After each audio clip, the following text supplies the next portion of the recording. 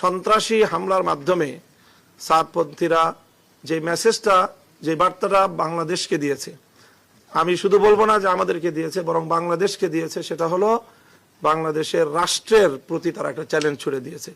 গত দুদিন যাবৎ রাষ্ট্রের সকল গুরুত্বপূর্ণ দায়িত্বশীলদের, রাষ্ট্রের প্রতিটি এজেন্সি, সংস্থা এবং প্রশাসনের সর্বোচ্চ পর্যায়ের কর্মকর্তাদের সঙ্গে মিটিং, আলাপ আলোচনা হচ্ছিল যে একটা আলোচনার মাধ্যমে মীমাংসা হবে। দাবি দাবা যাই থাকুক, সবটাই আলোচনার মাধ্যমে মীমাংসা হবে। এবং আজকে সকাল 11টা এবং 12টায় পূর্ব নির্ধারিত বৈঠকের ঘোষণা ছিল স্বরাষ্ট্র উপদেষ্টা মহোদয়ের পক্ষ থেকে। বৈঠকের আয়োজনও ছিল এবং সেই আয়োজনেই চূড়ান্ত হওয়ার কথা বৈঠকের মধ্যে।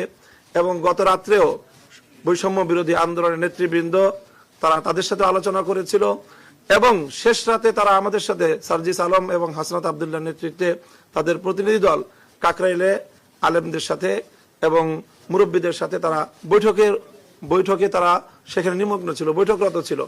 ইন দ্য মিন টাইম সেখানে হামলাটা হয় এবং তখন হাসনাত আবদুল্লাহ এবং সার্জিস আলম তারা ফোনে সাদপন্থীদের শীর্ষ নেতৃবৃন্দকে রিকোয়েস্ট করে যে আপনারা কোনোভাবেই এখানে কোনো পারমিশন ছাড়া, সরকারের অনুমতি ছাড়া কোনো ব্যক্তি যেন সেখানে না প্রবেশ না করে ইজতেমার মাঠে।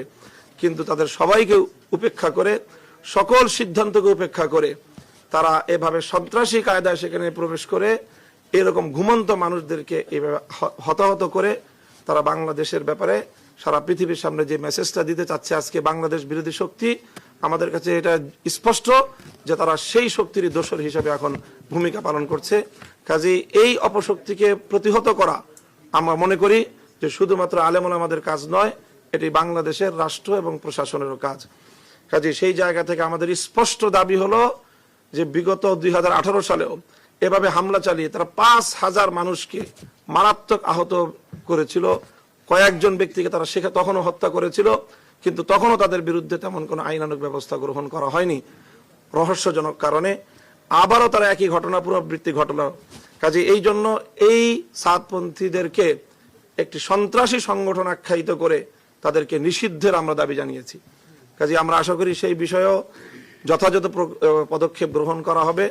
তারা শুধুমাত্র একটি বিবাদমান পক্ষই তারা নয়, বরং তারা এই ধরনের সন্ত্রাসী কার্যকলাপের মাধ্যমে নিজেদেরকে একটি সন্ত্রাসী গোষ্ঠী হিসেবে জাতির সামনে, বিশ্ব দরবারে তারা নিজেদের পরিচয় তুলে ধরেছে।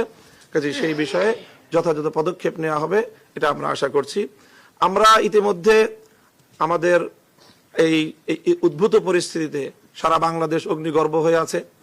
প্রতিটি জেলায় জেলায়, প্রতিটি থানায় থানায় সকল ছাত্ররা তারা উত্তেজনার চরম পর্যায়ে রয়েছে।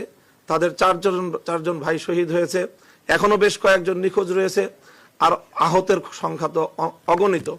এই পরিস্থিতিতে অগ্নিগর্ভ এই বাংলাদেশকে এবং সকল আমাদের অনুসারী যারা রয়েছে, ধর্মপ্রাণ মুসলমানদেরকে, ছাত্র জনতাকে শান্ত করার জন্য আমরা কর্মসূচি ঘোষণা করেছিলাম যে আগামীকাল দুপুরে টঙ্গী ইজতেমা ময়দান অভিমুখে দেশব্যাপী সারা দেশ থেকে লং মার্চ হবে।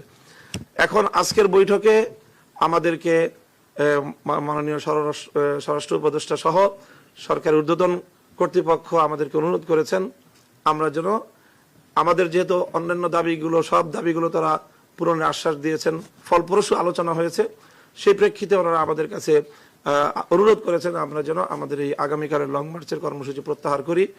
তো আমরা এখান থেকে এখনই এটা চূড়ান্ত ঘোষণা দিতে পারছি না, যেহেতু আমাদের কাকরাইল মসজিদে ওলামা সম্মেলন অনুষ্ঠিত হচ্ছে, তারা আমাদের জন্য অপেক্ষমান।